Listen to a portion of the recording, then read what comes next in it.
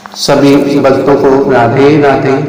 आप सभी भक्तों का एस्ट्रो हिमांशु शर्मा के चैनल पर हार्दिक स्वागत है और साथ ही साथ आप सभी भक्तों को जन्माष्टमी की हार्दिक शुभकामनाएं।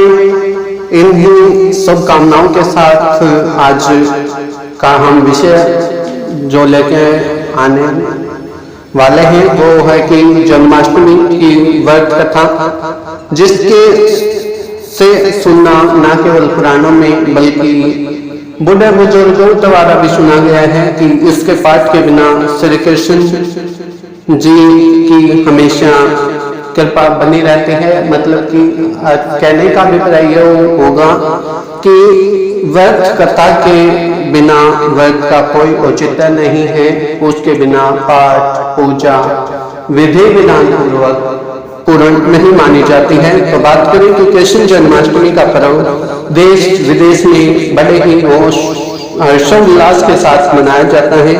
जन्माष्टमी के दिन अगर जगत के पालनहार भगवान विष्णु के अवतार में भगवान कृष्ण जी ने अपना जन्म लिया था इस संसार में, जैसा कि हम सभी जानते हैं। और साथ ही पद्म पुराण में भी वर्णित जन्माष्टमी व्रत कथा, जिसके बारे में महादेव जी नारद जी को बताते हैं, इस कथा के पाठ के बिना आपका व्रत अधूरा रह सकता है। इसका पाठ करने से भगवान विष्णु कृपा व्यक्ति को मिलती है। अब बात करते हैं कि कथा को शुरुआत से शुरू करने से पहले हम आप सभी से एक बार पुनः आग्रह करते हैं कि अगर आपने अभी तक चैनल को सब्सक्राइब नहीं किया है तो नीचे जाकर पहले चैनल को सब्सक्राइब करें, बेल आइकन को भी प्रेस करना ना भूलें और साथ ही साथ वीडियो अगर आपको पसंद आ रही है तो लाइक अवश्य करें और अन्य लोगों के पास विशेष शेयर करना ना भूलें। तो बात करते हैं कि नारद जी बोले, देव जगदीश भक्तों को अभय दान देने वाले महादेव, मुझ पर कृपा करके कोई दूसरा व्रत बताइए। महादेव जी ने कहा, पूर्व काल में हरीश चंद्र नायक एक चक्रवर्ती राजा हो गए हैं। उन पर संतुष्ट होकर ब्रह्मा जी ने उन्हें एक सुंदर पुत्री प्रदान की जो समस्त कामनाओं को पूर्ण करने वाली थी। उसमें रहकर राजा हरिश्चंद्र 7 द्वीपों से युक्त वसुंधरा का धर्म पूर्वक पालन करते रहते थे। प्रजा को वे औरस पुत्र की प्राप्ति मानते थे।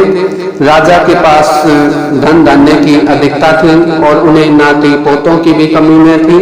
अपने उत्तम राज्य का पालन करते हुए राजा को एक दिन बड़ा विस्मय हुआ कि वे सोचने लगे, आज के पहले कभी किसी को ऐसा राज्य नहीं मिला था। मेरे सिवा दूसरे मनुष्य ने ऐसे निर्माण पर सवारी नहीं की होगी। यह मेरे किस कर्म का फल है जिससे मैं देवराज इंद्र के समान सुखी राजाओं में श्रेष्ठ हरिश्चंद्र इस प्रकार सोच विचार कर अपने उत्तम विमान पर आए हुए आकाश मार्ग से जाते समय पर्वतों में श्रेष्ठ मेरु पर्वत पर उनकी दृष्टि पड़ी। उस श्रेष्ठ शैलवर जनलोक प्रायण महर्षि संत कुमार दिखाई पड़े जो सुवर्णमयी शिला के ऊपर विराजमान थे। उन्हें देखकर राजा अपना विस्मय पूछने के लिए उतर पड़े। उनके पास जाकर हर्ष में भरकर मुनि के चरणों में मस्तक झुकाया और महर्षि ने भी राजा का अभिवादन किया। फिर सुखपूर्वक बैठकर राजा ने मुनि श्रेष्ठ सनत कुमार जी का से पूछा कि हे भगवान, मुझे जो यह संपत्ति प्राप्त हुई है मानव लोक में प्राय दुर्लभ है। ऐसी संपत्ति किस कर्म से प्राप्त होती है? मैं पूर्व जन्म में कौन था? ये सब बातें यथा अर्थ रूप से मुझे बतलाएं। सनत कुमार जी बोले, हे राजन, जो सुनो, तुम पूर्व जन्म में सत्यवादी, पवित्र एवं उत्तम वैश्य थे। तुमने अपना काम दान छोड़ दिया था, इसलिए बंधु बांधवों ने तुम्हारा परित्याग कर दिया। तुम्हारे पास जीविका का कोई साधन नहीं रह गया था, इसलिए तुम सब जनों को छोड़कर चल दिए। सभी ने तुम्हारा साथ दिया। एक समय तुम दोनों किसी घने जंगल में जा पहुंचे। वहां एक पोखर में कमल खिले हुए थे। उन्हें स्वजनों को छोड़कर चल दिए। सीने ही तुम्हारा साथ दिया। एक समय तुम दोनों किसी वन में घने जंगल में जा पहुंचे। वहां एक पोखरे में कमल खिले हुए थे।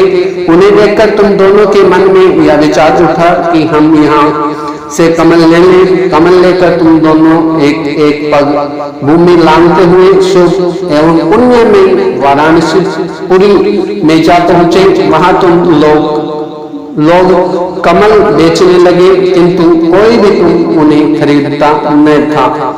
वहीं खड़े खड़े तुम्हारे कानों में बाजे की आवाज सुनाई पड़ी। फिर तुम उससे और चल दिए। वहां काशी के विख्यात राजा इंद्रद्युम्न की सती साध्वी कन्या चंद्रावती ने, जो बड़ी सौभाग्यशालिनी थी, जयंती नामक जन्माष्टमी का शुभ कारक व्रत किया था। उस स्थान पर तुम बड़े हर्ष के साथ गए। वहां पहुंचने पर तुम्हारा चित्त संतुष्ट हो गया।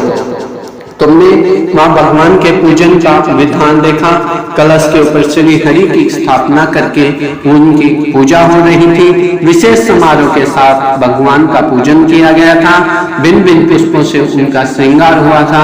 भगवान की शक्ति के वशीभूत हो तुमने भी अपनी पत्नी के साथ मिलकर कमल के फूलों से वहां श्री हरि का पूजन किया तथा पूजा से बचे हुए फूलों को उनके समीप बिखेर दिया।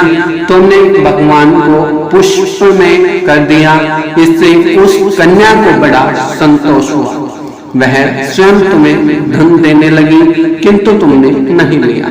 तब राजकुमारी ने तुम्हें भोजन के लिए निमंत्रित किया, किंतु उस समय तुमने न तो भोजन स्वीकार किया और न ही उन लोगों का धन तुमने स्वीकार किया। यही पुण्य तुमने पिछले जन्म में उपार्जित किया था। फिर अपने कर्म के अनुसार तुम्हारी मृत्यु हो गई और उसी महान पुण्य के प्रभाव से तुम्हें विमान मिला है। हे राजन, पूरा जन्म में जो तुम्हारे द्वारा वह पुण्य हुआ था, उसी का फल इस समय तुम भोग रहे हो। अब कहने योग्य बात यह है कि जिस प्रकार से राजा हरिश्चंद्र ने पिछले जन्म का कर्म भोगा, अर्थात भक्ति के बल पर उन्हें अगले जन्म में सुख सुविधाएं प्रदान हुई। प्रभु सभी पर अपनी कृपा बनाए रखे। हमें भी, हम जैसा कि पहले भी अनेकों वीडियो में कहा गया हुआ, वरना आगे बताते भी रहते हैं और आज फिर कह रहे हैं कि प्रभु का कुछ पता नहीं होता, किस कर्म पे ना जाने कब हम पर रीत जाए। उनका कोई ना तो माप है, ना कोई